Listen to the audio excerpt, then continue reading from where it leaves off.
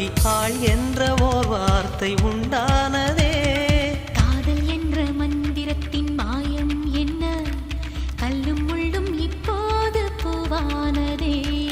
வானவில்லின் துண்டொன்று மண்ணில் வந்து யாருக்கும் சொல்லாமல் பெண்ணானதே.